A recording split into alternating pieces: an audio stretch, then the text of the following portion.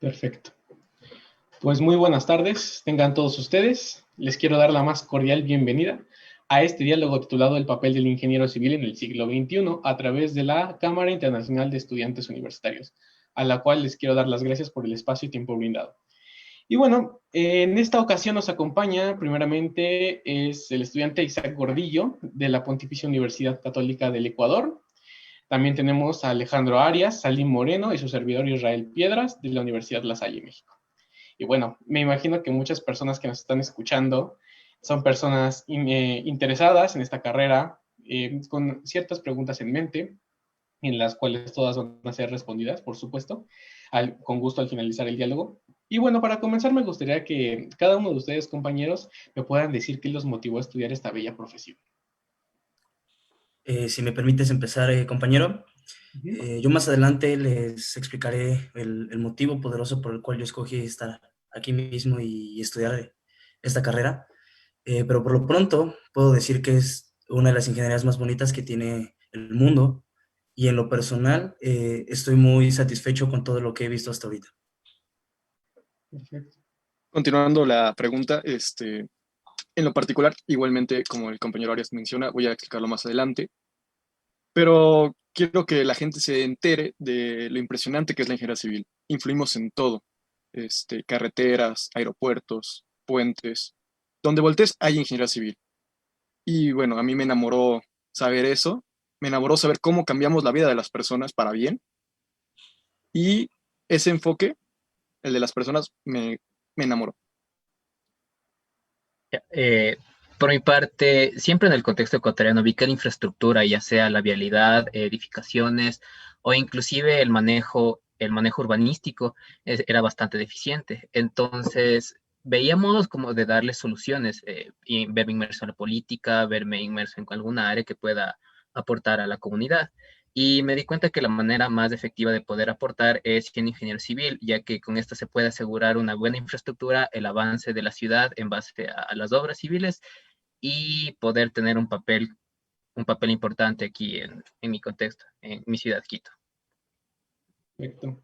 Para no sonar igual tan repetitivo con lo que ustedes compañeros dijeron, porque estoy prácticamente de acuerdo en todo, yo también tuve esa inspiración cuando quise escoger mi profesión, que fue ingeniería civil, pero una también de las inquietudes que tuve en su momento fue que, bueno, más allá de que me gustaba la construcción, me puse a pensar, ¿y por qué no estudio arquitectura o por qué no me voy a otra rama en cuanto a la construcción? Creo que esta es una de las principales preguntas que hacen normalmente la mayoría de las personas que están indecisas en cuanto a saber si estudian o no ingeniería civil, siempre están arquitectura, no ingeniería civil.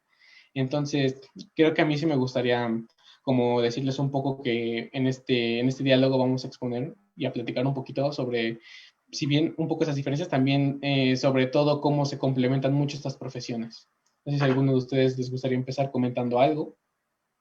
Sí, es una gran polémica, como dices, Israel. También muchas veces creo que desde que estoy en área 1 se cuestionaba, ¿no? Esa contraparte, pero claro que el arquitecto es, desde mi punto de vista, es una pieza fundamental para la construcción, para cualquier estructura a la que nosotros le vamos a meter mano. Entonces, desde mi punto de vista, somos un equipo, nos complementamos.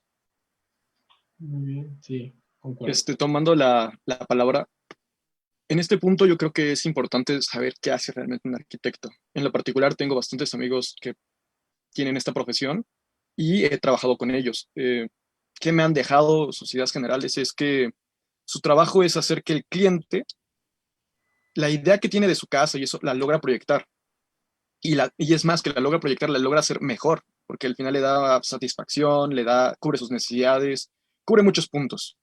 Entonces, lo que ellos hacen es casi una maniobra magistral de traer una idea totalmente abstracta a partir de las ideas del cliente, de esta forma oral o incluso con dibujitos o como el cliente, se pueda entender el cliente, y ellos la traen a un plano, lo proyectan y la mejoran.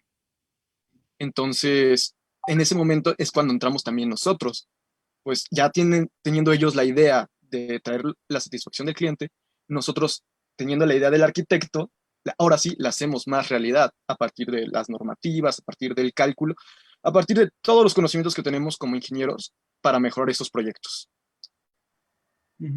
Sí, como dices, ¿no? Todo comienza yo creo que de la necesidad del cliente. Va a ser como, si lo queremos ver de una manera más gráfica, es necesidad, arquitecto y nosotros.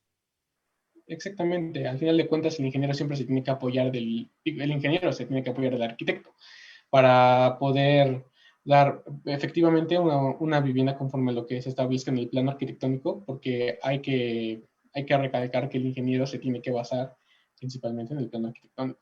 Y bueno, también hablando un poquito sobre estas diferencias, estas imágenes brindadas aquí por mi compañero Salim, igual y nos puedes explicar un poquito más este contexto que se puede ver aquí. Claro, ingeniero Piedras. Bueno, en la imagen de la derecha podemos ver una autoconstrucción. Esta autoconstrucción se encuentra en el pueblo de Colorines, en la comunidad de Colorines, en Valle de Bravo. En este caso yo tuve la oportunidad de laborar con un arquitecto, el arquitecto Luis Fernando López. Y bueno, en este caso se ve serios problemas constructivos. El cliente ya tenía incluso problemas económicos por esta obra, pues había iniciado como cualquier persona metiéndole dinero, metiéndole dinero, metiendo dinero, sin saber en qué exactamente. No sé si ustedes tengan alguna opinión de la autoconstrucción, que vean de notas o algo. Yo sí, ingeniero Salim. Para la gente que nos está escuchando, explíquenos con base a este ejemplo un poquito más de la función de su compañero, del arquitecto Luis, y de su función como ingeniero. Ok. Por ejemplo, en este caso vimos errores básicos, o bueno, no queremos pensar que son errores, pero al final problemas. Por ejemplo, si logran ver en la imagen, la trave va en el lecho largo de la casa. Y eso, pues, como ustedes sabrán, pues no se puede. Se hacen los lechos cortos para repartir mejor la carga. Y si ven bien, hay unas especies de columnas inclinadas. Queríamos pensar que eran alguna especie de funcionalidad meramente estructural, pero pues la realidad es que no. Y estorbaban y quitaban bastante espacio dentro de la casa. Así que nuestro trabajo primero fue decirle al cliente cómo iban sus costos, porque él ya no sabía ni en qué estaba gastando el dinero. Y luego decirle, ok, ya estamos en la situación así, ya se revisó, hacer la revisión estructural de si es eficiente o no, y después de eso decir, ok, ¿qué podemos salvar? Así que ahí entramos él y yo, y como ejemplo en la imagen de la derecha ya se ve partes de la casa actuales modificadas ya estructuralmente. En mi primer punto, lo que hicimos fue salvar la losa, porque era una losa ya se ve un poquito ahogada, no lo suficiente según la normativa, pero ya se ve un poquito ahogada, y darle un poquito más de altura, pues la altura de entrepiso era solo de 2,20 m. Entonces, usando mis conocimientos en ingeniería civil y sus conocimientos en arquitectura, logramos dar los espacios suficientes, ver dónde requería un muro, dónde no se requería el muro, para que haya satisfacción dentro de la casa y luego continuar mejorando el proyecto, ampliándolo a una zona lateral de la casa, porque si la parte, por ejemplo, en la imagen de la izquierda, el extremo blanco que tiene el balconcito y todo no existe, y en la parte superior mejorarla. Esta colaboración fue con el motivo de el cliente ya gastó. Nuestro trabajo como ingeniero y arquitecto es que, bueno, ya gastó, ver qué podemos salvar de ahí y que al final la obra quede en mejores condiciones posibles de servicio. Al Claro, final de ingeniero. cuentas es poder tener una buena mancuerna, vaya, ¿no? Porque al final de cuentas fue la creatividad del arquitecto y fue el ingenio del ingeniero las que pudieron dar eficientemente esta obra. No sé si a alguno de ustedes les gustaría agregar algo más. Yo sí te quiero preguntar algo, querido Israel. Ujú. No sé si tengas algún mito o hito que tengas sobre los arquitectos, tú como ingeniero civil que hayas escuchado en la carrera o en la propia vida profesional. Uno de los mitos más famosos que seguro mucha de la audiencia ha escuchado es que te pueden decir que el arquitecto se puede encargar del diseño, ¿no? Que quede bonita la casa, que se vea bien y así, mientras que el ingeniero se va a encargar de los cálculos, ¿no? Vaya, él es la pura parte matemática y la pura parte física, ¿no? Entonces, como que ese es como lo más arraigado, eso es como lo que más se siente el estereotipo principal. ¿Estás de acuerdo, no? Totalmente. Eh, Realmente ya es sesgado. Somos un equipo y aquí se puede ver un claro ejemplo de lo que se puede llegar a hacer. El ingeniero manteniendo el control de costos, el control de cálculo y el arquitecto poniendo toda la idea creativa. Y obviamente fundamentada al final en los principios de la construcción, los principios físicos que nos rigen. Y bueno, se puede llegar muy lejos. Así es como yo lo veo. Al final el camino tiene que ser ya sea un trabajo en conjunto, habitable, seguro y económico. Totalmente de acuerdo. Entonces, estamos de acuerdo que una parte fundamental del ingeniero civil es poder brindar esa seguridad estructural, ¿no? Para todo tipo de obras y poder evitar tragedias, como por ejemplo esta que se puede ver aquí. Creo que usted, ingeniero Arias, nos puede enriquecer un poco más en el comentario de esta foto. Sí, claro, como no, ingeniero. Hace unos momentos tú me preguntaste sobre mi motivo por el cual yo estoy estudiando ingeniería y el motivo, el detonante más poderoso fue pues lo que vivimos nosotros como mexicanos, el sismo del 2017. No solamente en ese día, en esa tarde, pues vivimos un hecho bastante fuerte y lamentable, cuando pues bueno, el país solo aseguró dos cosas: solidaridad y empatía. De verdad fue increíble ver a mi alrededor que todos ponían manos a la obra para levantar lo que se había caído.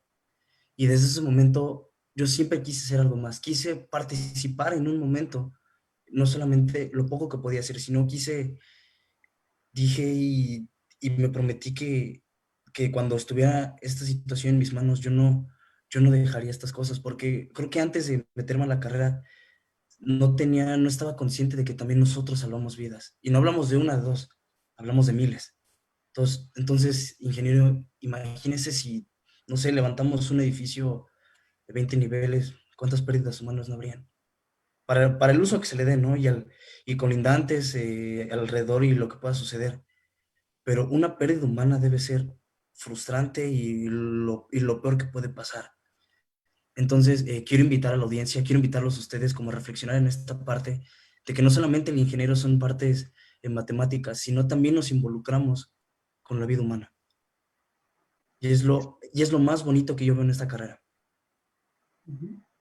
Tomando la palabra, eh, recordando a nuestros propios profesores de la Universidad de La Salle, sobre todo al profesor, el ingeniero Rosales, Un gran hombre. eh, desde el principio, todo debe estar normado, todo tiene una razón, no nos la jugamos con una sola vida, nos la jugamos con cientos. Tenemos que tener esta ética, como en este caso, pues lamentablemente hubo un derrumbe, eh, estar consciente de las posibilidades como ingenieros que tenemos, las necesidades que tenemos que satisfacer, sobre todo la de seguridad, que en eso especialmente nos enfocamos, nos tocó vivir aquí. Como ustedes lo saben, Ciudad de México es parte de una cuenca endorreica y nos da movimientos sísmicos muy fuertes gracias a eso. Así que esta es una imagen muy importante y muy trascendente para todos los ingenieros. Ya no es irse solo por el dinero o por lo que sea, por el renombre. Es irse por las vidas, es por la seguridad, por lo que trabajamos realmente, mejorar la calidad de vida. Entonces, sí, esta imagen me parece muy relevante. En lo personal, yo traté de buscar ayudar en las brigadas. No pude entrar a gran medida, pero al final del día se vio esa cooperación que mencionas, Arias, y no sé si mi compañero Isaac quiera mencionar algo como cuando se anunció en las noticias de Ecuador. Sí, es bastante importante saber, uno reconocer cuándo nuestras normas necesitan un arreglo. Por ejemplo, me sabía que después de que sucedió este sismo en México, se reformó la norma. Esto para buscar mayor seguridad, basándose en normas más exigentes en lugares donde tienen mayores problemas sísmicos, como en Japón. Entonces, también es otro deber del ingeniero civil estar al tanto, estar a la vanguardia de la información, de las técnicas, de la tecnología, de cualquier información que sea posible para poder asegurar, resguardar las vidas humanas y poder realizar edificaciones que ante las condiciones más extremas pueda soportar cualquier clase de evento. Totalmente de acuerdo. Tiene que ver con una buena normativa, ¿no? Una buena normatividad. Esto viene desde varios factores, ¿no? La de que hay una buena normatividad también incluye mucho, bueno, tiene que ver mucho también la parte de la ética, que bueno, se tocará más adelante, pero bueno, aquí creo que podemos todos estar de acuerdo que una buena normatividad puede también evitar también la cantidad de pérdidas humanas. Y hablando un poco de normatividad, no sé usted, ingeniero Isaac, ¿qué nos puede compartir en cuanto a más de esta información? Ya, primero un pequeño contexto histórico en cuanto a lo que viene normatividad, partiendo de la imagen de la izquierda. Desde las primeras obras civiles, ya sean estas de edificaciones o carreteras, y mediante prueba y error, se fueron modificando los métodos de construcción para poder llegar a un diseño o modelo que sea funcional y más tarde cumpla de igual manera con aspectos estéticos. Esto es evidente en construcciones antiguas como las columnas de la antigua Grecia y Roma, en la cual, a pesar de no tener las nociones técnicas que hoy tenemos, tenían como que una idea clara de lo que es útil y lo que no es útil. Podemos ver en la columna que en la parte central es circular y en la parte de arriba es cuadrada. Hoy en día en la parte de arriba cuadrada se conoce como el álave de una columna y se sabe que es para darle mayor soporte. Y eso, a pesar de que en los tiempos antiguos se utilizaba como una técnica estética, tenía una gran funcionalidad en ese entonces, lo cual le permitió a las estructuras, inclusive algunas, soportar hasta hoy en día. Y se fue, se fue requiriendo una mayor necesidad de poder estandarizar lo que se va haciendo, porque en ese entonces era o a prueba y error o era reservado a las técnicas para ciertas personas. Entonces había una mayor necesidad por infraestructura, mayor necesidad por vialidad. Entonces se fueron creando distintas academias para poder asegurar que estas construcciones cumplan los mismos estándares, ya sea en cualquier lado que estemos.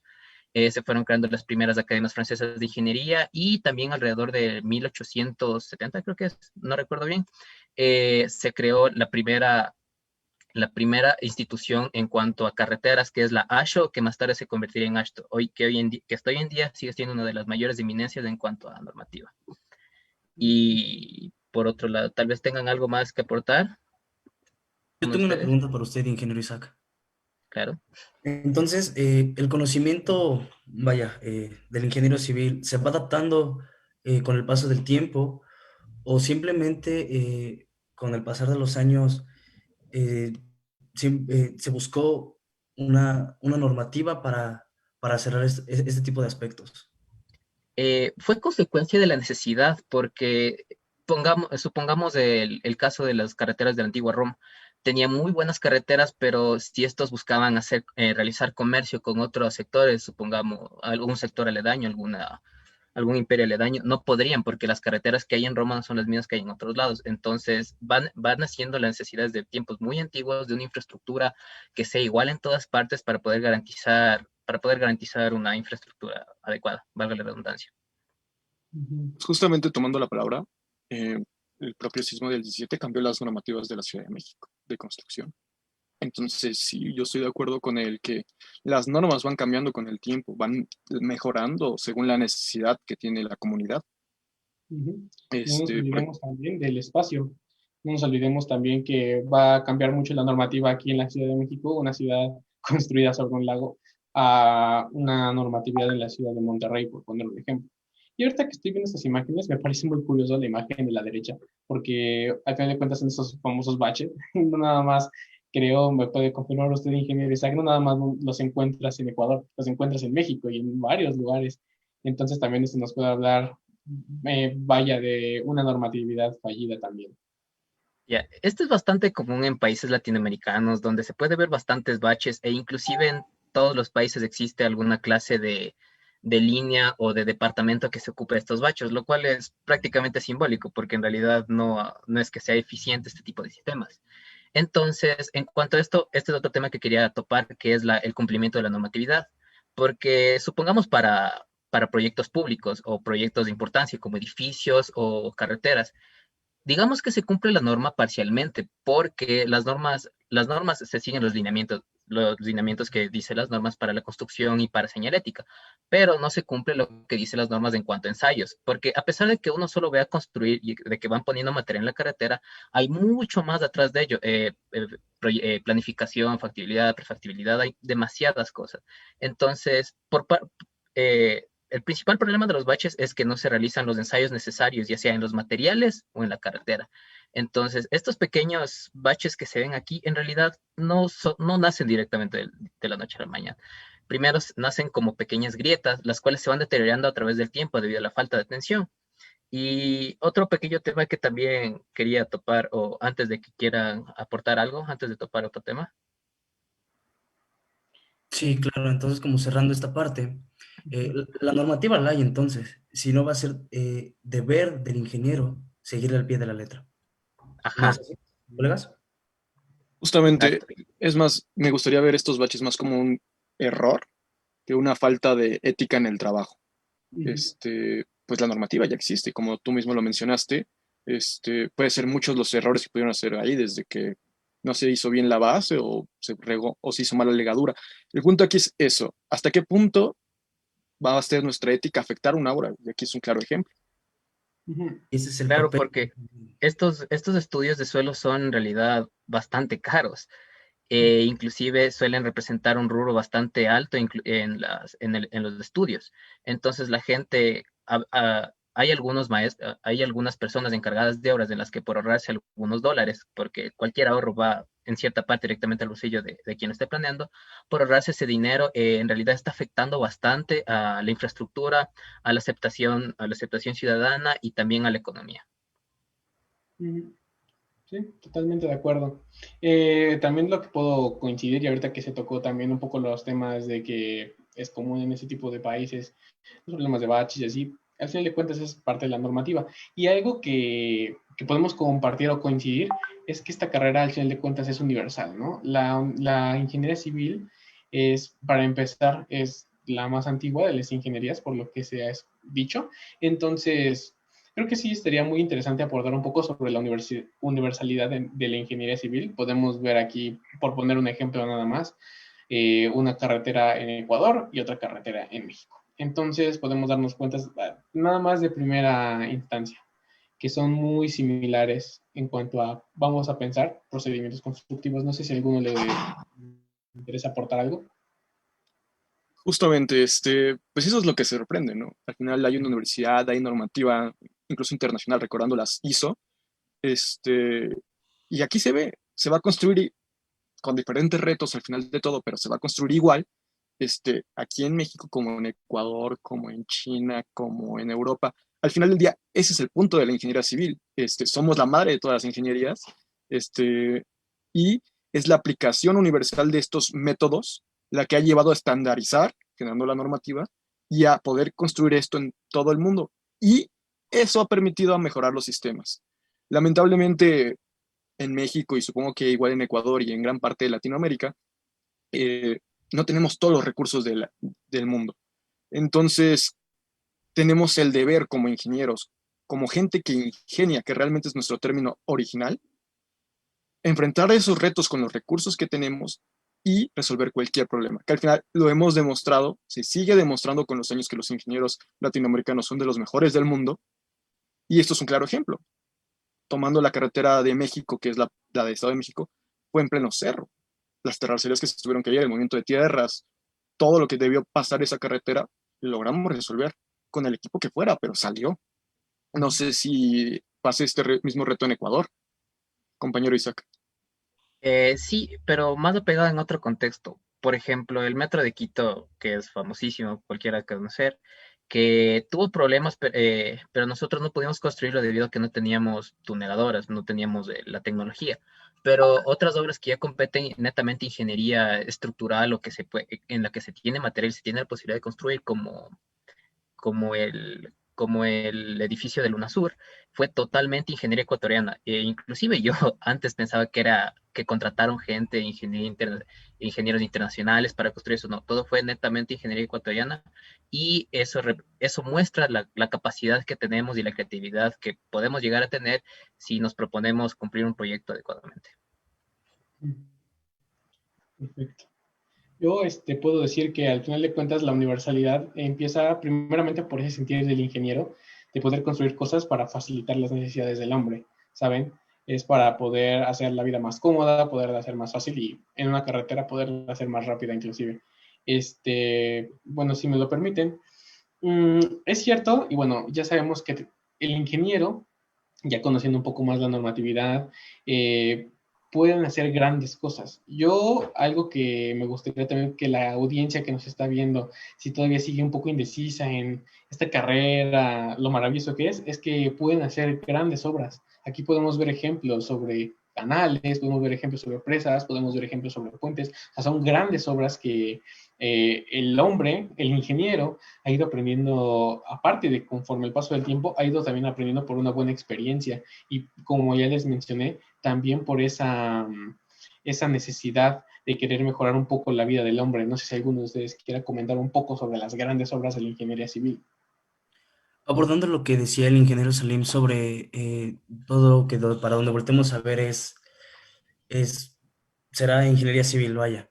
En esta parte, en la laguna de Media Luna, que está ahí en San Luis Potosí, no solamente vamos a pegarnos a normativa, a seguir pues dicho reglamento, sino también vamos a, hoy por hoy, uno de los nuevos retos que ya están y que no solo es tendencia y que entramos en papel, es también cuidar el medio ambiente. Se deseaba hace algunos años de tener un hotel, algo más turístico en esta zona, pero gracias a conciencia de muchos colegas, pues se evitó ese proyecto y se preserva esa laguna como está. Sí, así es. Mostrando estas imágenes, la verdad, quiero que la audiencia se quede con un poco más de la ingeniería civil. Normalmente nos ven mucho como el que construye y ya. Y no, realmente el ingeniero civil tiene un Trasfondo, ¿no? trasfondo mucho más grande. Por ejemplo, para el canal, todos los estudios hidrológicos que se le tuvieron que hacer para saber sus periodos de retorno, cómo iba a hacer el canal del agua, cómo iba a afectar a las comunidades. Todo eso nos tenemos que estar conscientes de ellos. El cálculo estructural para el puente, es el puente Me parece que es el baluarte bicentenario. Por allá por Carretera del Sol, colega. Ah, ok. justamente fue en su momento el puente colgante más grande de Latinoamérica. Ujú. Y justamente ahí se ve el cálculo estructural. Todo esto lleva planeación, no podemos negarlo. Un control de costos casi magistral o perfecto para lograr salir con estas obras, pues, aunque no parezcan la gran cosa, suelen costar miles de millones de pesos. Y por último, creo que en la última especie de cerro es Chicoacé, no me equivoco. Ujú. Sí, Chicos, sí. Y este es el ejemplo, al menos en México, para los que no conozcan de la audiencia, Chicoacén es una presa hidroeléctrica que podría decir que es un ejemplo de la transformación de la ingeniería civil aplicada. Pues, si tomamos a Chicoacén como ejemplo, tuvieron que mover el pueblo, tal cual, construir otro, para satisfacer la necesidad de electricidad que ahí el día aún siguen satisfaciendo. Y al final ese nuevo pueblo que se construyó ayudó a los habitantes con esta nueva planta a mejorar su calidad de vida. Y bueno, retomando el punto de Chicoacén, eh, se ve el ingenio latinoamericano, pues muchos decían que iba a ser imposible de costear para el gobierno de este momento, pues por el métodos constructivos que se tenían en ese momento, era muy difícil darlo, pero a un mexicano se le ocurrió, oye, si hicimos un canal de desvío y funcionó, ¿gracias a qué? A un buen estudio hidrológico, a un buen estudio de la materia de canales y al final a demostrar esos conocimientos que se dan tanto en nuestro continente sobre ingenio y aplicación. Pues al Ujú. final todas estas obras se logran gracias a eso, a que tenemos los conocimientos claros, conocimientos precisos, que se han traído de toda la historia de la ingeniería civil y ha llegado a nosotros, y aplicándolos con nuestros medios. No sé si tengan algún comentario que ustedes conozcan de estas obras. La Torre Latinoamericana es un gran ejemplo. Más Algo. que las obras, solo hacer un pequeño hincapié. Se pueden ver obras primero en cuanto a lo que tiene que ver aguas, vialidad, energía, y si añadimos otro tipo de obras que serían como edificaciones, inclusive los distintos tipos de edificaciones, hablar de el amplio espectro, la amplia gama que tiene para actuar el ingeniero civil. Tenemos aquí el contexto hidrológico y si nos tenemos un poco más sanitario e hidráulico, tenemos aquí la vialidad, tenemos también una especialización de ingeniero civil que es en urbanismo, tenemos aquí la de energía, tiene que ver netamente con ajá. infraestructura, pero también se puede subdividir en infraestructura ya sea de viviendas, de edificaciones infraestructura que tiene que ver con energía. Entonces, el ingeniero civil tiene un amplio rango para trabajar, tiene muchas especializaciones, mencionando otras que no se pueden apreciar, como la de materiales, geotecnia, son demasiadas especializaciones. Entonces, el ingeniero civil tiene de aquí para largo. Pues justamente que lo mencionas, no sé si alguno de ustedes, mis compañeros míos, quiera mencionar alguna especialidad que quisiera tomar o ya esté tomando y la razón. Qué pregunta tan amplia, ingeniero Salim. A nivel personal todavía no, porque como dice el ingeniero Isaac, son demasiadas. La verdad, yo estoy fascinado con la hidráulica. Desde hace un año que hemos tenido, que nos hemos enfocado en ese estudio, estoy orillándome a especializarme en algo por ello. ¿Y por qué? Sí, Porque el contacto con la naturaleza de verdad es único. Y de tantas, como Chicoazen es un magno proyecto, de los N que vimos y se revisó y se conoce alrededor de México y del mundo, realmente estar en un proyecto así debe ser increíble. Entonces, quizá, hoy por hoy, si hoy me lo preguntas, yo diría que la hidráulica. interesante. Yo también me he inclinado muchas veces por la hidráulica. La verdad es que la hidráulica se me hace muy bella, se me hace muy interesante. Creo que una de las materias que más me ha gustado hasta ahorita, lo que yo llevo en la carrera, ha sido hidráulica de canales, precisamente.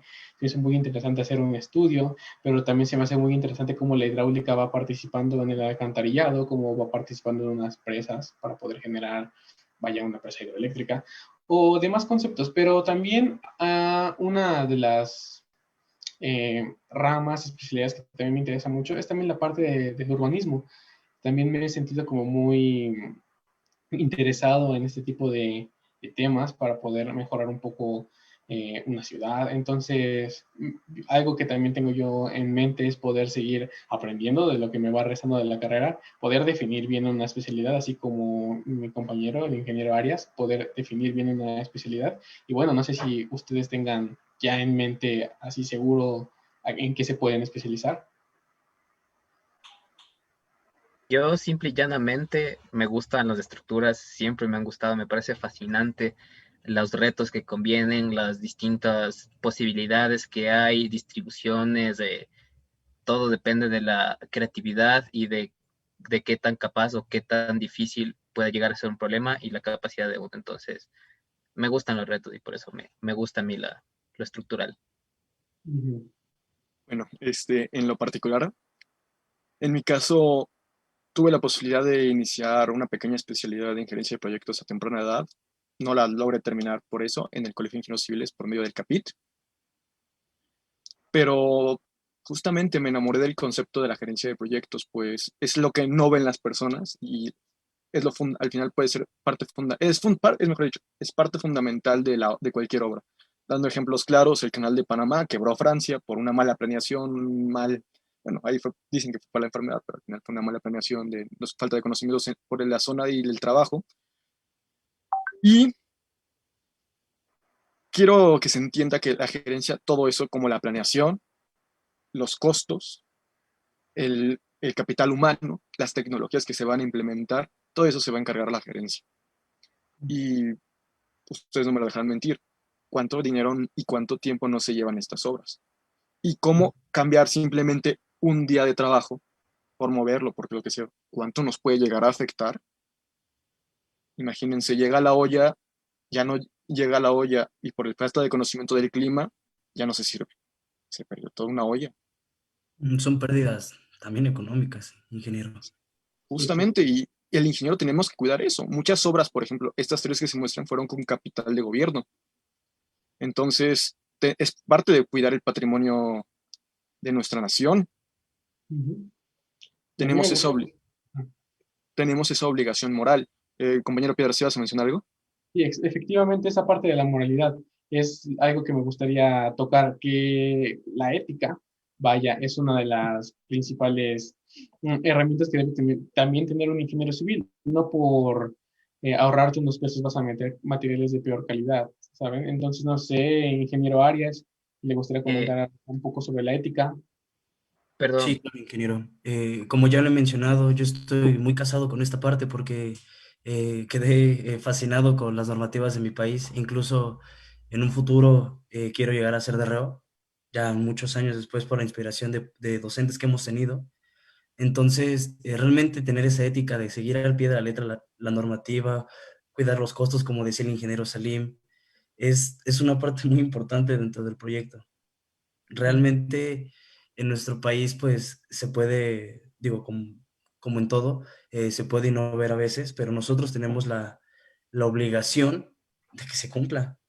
No por nada no vamos a arriesgar ni a las personas, ni los costos, ni nada. Ingeniero Isaac, usted iba a comentar algo, ¿no?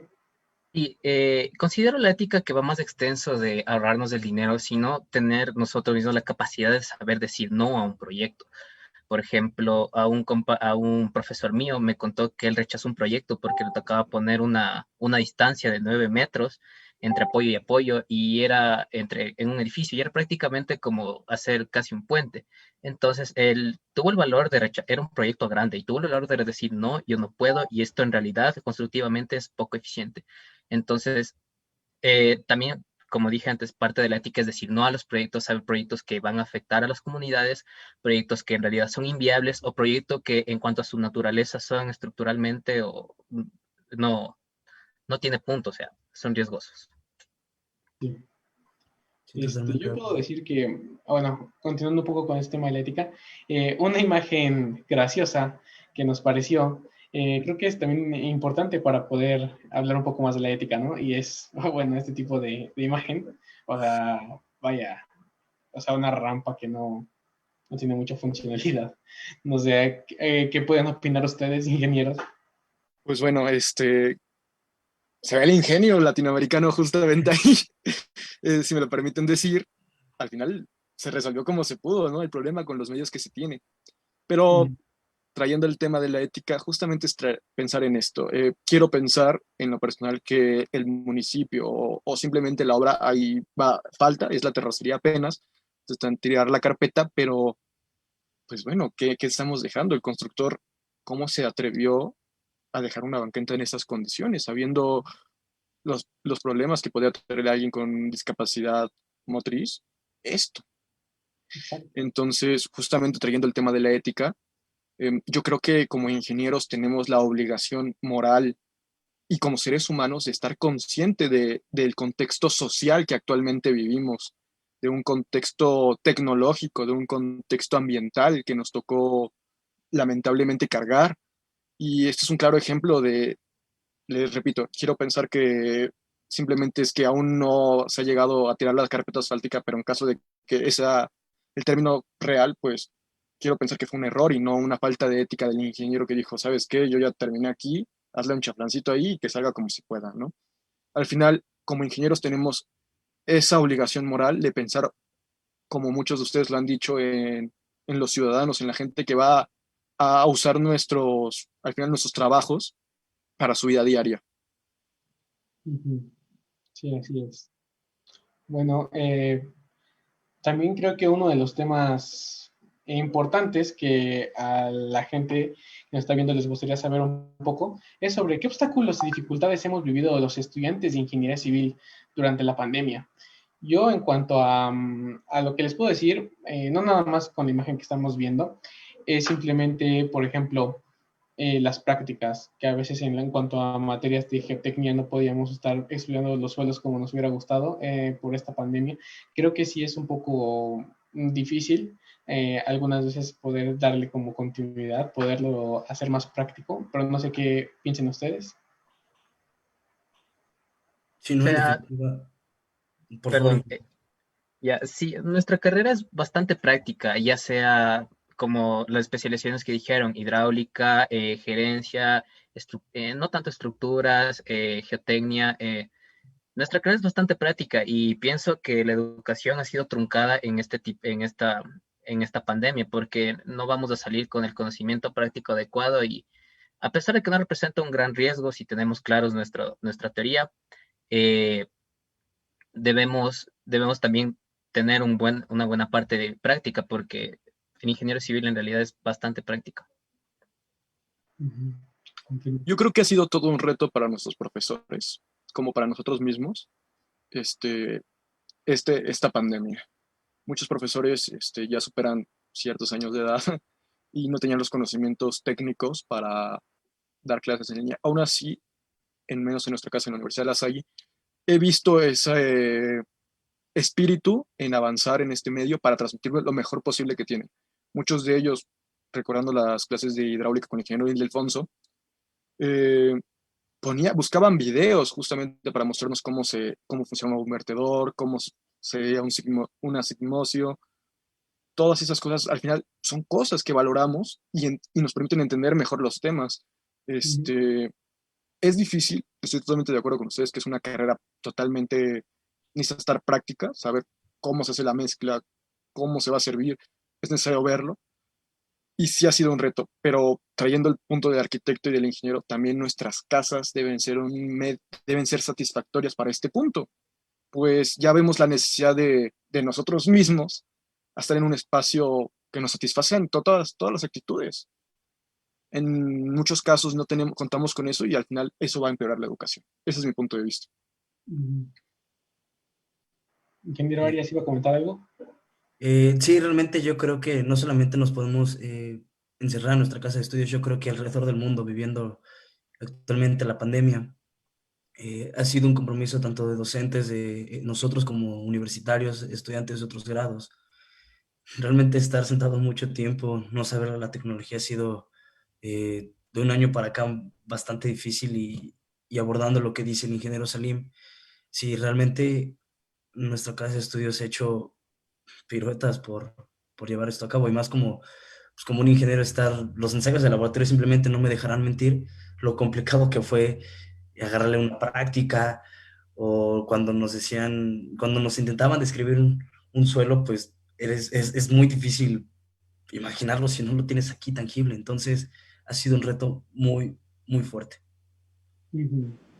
Bueno, creo que también una parte fundamental es que este tipo de, bueno, aparte de esta imagen que podemos ver, para mencionarla rápido, tener una buena postura para no estar incómodos durante las clases virtuales, pero también hablando en cuanto a la computadora, muchas prácticas han sido sustituidas por softwares. Pero yo no veo los softwares también como algo malo. Yo lo veo también como una buena herramienta para poder enriquecer el currículum y poder enriquecer nuestros conocimientos como ingenieros. Aquí podemos ver algunos ejemplos. AutoCAD, sumamente conocido. Revit un poco más para arquitectos. El ArcGIS Pro, que está muy enfocado para la parte técnica, para la parte hidrológica. Estudios de suelos, nivelación de cuencas, etcétera. Y bueno, Neodata, que es precios unitarios. ¿A alguno de ustedes les gustaría comentar un poco más algo sobre los softwares? Si me permiten tomar la palabra, justamente trayendo el título de vuelta, el ingeniero civil en el siglo XXI, ya es una realidad que los ingenieros civiles tenemos la obligación de conocer todos estos softwares y al final entender, pero no solo el software, sino el concepto que trae detrás. Como muchos profesores nos lo han mencionado, si metemos basura al software, pues nos va a arrojar basura. ¿Y cómo vamos a poder identificar eso si no tenemos los conocimientos detrás del software para justificarlo? Imagínense que les llego a entregar unos planos a ustedes y digo, es que así me dio el Revit. ¿Con qué justificación digo eso? Al final, tenemos todos estos softwares, sí son una herramienta para eficientar nuestro trabajo, pero tienen que tener un conocimiento previo detrás, no simplemente casarnos con el software y revisar que esté bien.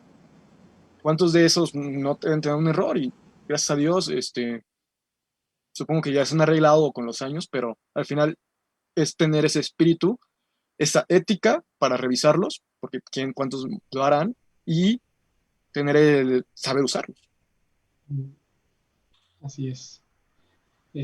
Bueno, y ahí yéndonos un poquito más rápido por la falta de tiempo, podemos hablar brevemente, pero también algo importante que es el futuro de los materiales y un poco de sustentabilidad. Ya, podemos ver que las obras civiles van a seguir construyendo y los edificios van a seguir en ese mismo instante. Y a pesar de que las soluciones que están en ingeniería civil, como fueron el concreto y las estructuras metálicas, son sustentables en sí, el consumo al que se está dando, en el paso del que se está dando, no es tan sostenible. Por eso es que una de las especialidades importantes y como deber de ingeniero civil es de los materiales, porque en estos materiales se pueden utilizar materiales reciclados o otro tipo de materiales más sustentables para poder mejorar la infraestructura y no tener tanto impacto ambiental. Es curioso lo que vemos al lado izquierdo, son parecen vigas, pero en realidad son bloques modulares. Para estos bloques modulares no se utiliza el mortero para poder pegarlos, lo cual abarata costos y utiliza menos material. Estos bloques, aparte de ser modulares, están hechos de plástico reciclado. Son amalgamados de hormigón con plástico reciclado. También tenemos otros ejemplos, por ejemplo, en carreteras. Tenemos carreteras que están hechas con caucho reciclado y en realidad esto otorga muy buenas características mecánicas a los pavimentos. Y finalmente topar un tema que es un poco controversial, pero que ha estado naciendo bastante, es el uso de micelio, que es un tipo de hongo el cual se está empezando a utilizar bastante en la industria. Tiene buenas propiedades mecánicas y ha demostrado ser bastante sustentable y un material para el futuro del ingeniero civil. Bueno, aportando en este punto, la imagen de la derecha es un proyecto que llevé durante 2 años en la preparatoria con el ingeniero Guillermo Ortega y el ingeniero Maximiliano Aldair Méndez, gracias al físico y licenciado Jesús Flores Telles. Eh, igual que el bloque de al lado, es un sistema modular, el cual tiene como habilidad generar una especie de sistema de aire acondicionado natural, justamente para satisfacer esta comodidad en nuestras vidas diarias. No voy a ahondar más en esto, pero es justamente el punto donde tenemos que ver ese ingenio, esa aplicación de los conocimientos como ingeniero que tenemos al medio que ya tenemos.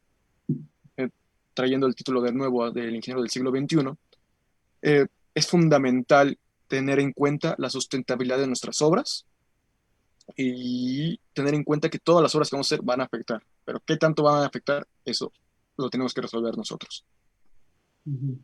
Totalmente de acuerdo.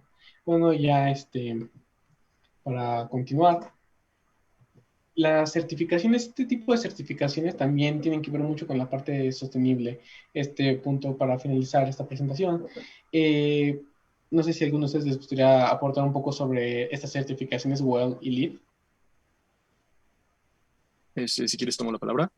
La certificación WELL se basa especialmente es ambiental y se basa en la satisfacción del usuario. Al final, si tienes usuarios que están cumpliendo todas sus necesidades, vas a tener usuarios mejor, porque al final, un parte contaminación también es emocional, por decirlo así.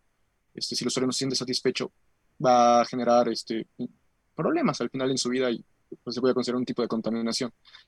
Y la certificación LEED es una certificación especializada más en la obra, donde nos certifican los materiales, el clima, la luz, para ver si qué tanto afecta y en lo menor posible nuestra obra. No sé si tengan alguna opinión de esto. ¿No? Solo lo mencionó ingeniero, entonces, de acuerdo. Perfecto. Entonces, bueno, para poder finalizar bien este diálogo, no sé si a alguno de ustedes les gustaría compartir una pequeña conclusión en cuanto a lo que pudimos aprender y dialogar el día de hoy. Sí, cómo no, ingeniero. Tomo la palabra. Para ya cerrar, el papel del ingeniero civil en pleno siglo XXI no solamente se va a enfocar en lo que ya hemos mencionado y abarcado en todo este diálogo, porque no solamente vamos a poner en claro la habitabilidad, lo económico y la seguridad del cliente, sino hoy por hoy también se fomenta la sustentabilidad. Entonces, estos 4 factores, estos 4 pilares van a estar a partir de hoy fundamentados en nuestra vida como ingenieros civiles. Nuevamente quiero agradecer al CIES por darnos este espacio, a ustedes como audiencia por escucharnos y a ustedes colegas por compartir su experiencia y su opinión. Yo con esto cierro. Ya. Por mi parte, el importante papel que tiene el ingeniero civil en el siglo XXI es poder, de manera general, brindar las herramientas para el progreso de las ciudades, la infraestructura, brindarlas de manera adecuada y tener una ética constructiva en todo lo que ello abarca, ya sea realizar bien las obras, realizar, como dije antes, los ensayos, cumplir con las certificaciones para poder garantizar las obras de calidad, tener buena aceptación, apoyar a la economía y poder llevar al país adelante. Bueno, en mi caso, es que el ingeniero civil del siglo XXI tiene la obligación de conocer no solo su nación, sino el contexto del mundo actual, estar consciente de que nuestras obras van a cambiar a una sociedad, a una comunidad, a un medio, y justamente por esa razón buscar siempre ser verdes, ser éticos y seguir las normativas. Con eso cierro mi punto. Ujú.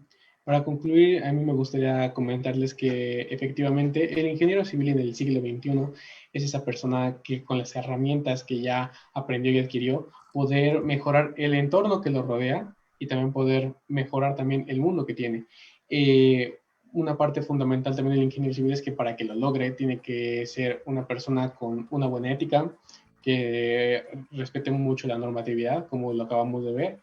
Y bueno, el ingeniero civil, siendo verdes, como decía mi compañero Salim, puede hacer varias cosas. Entonces, bueno, se abre la sección de preguntas. No sé si tengan alguna pregunta. Creo que al parecer no hay preguntas. Ok, vale. Perfecto, bueno, entonces, si eso es todo, primero quiero de nuevo agradecer a la Cámara Internacional de Estudiantes Universitarios por esta oportunidad. Y bueno, de parte mía y de mis colegas, les queremos desear un excelente día y darles las gracias por su atención brindada el día de hoy. Hasta luego. Muchas gracias.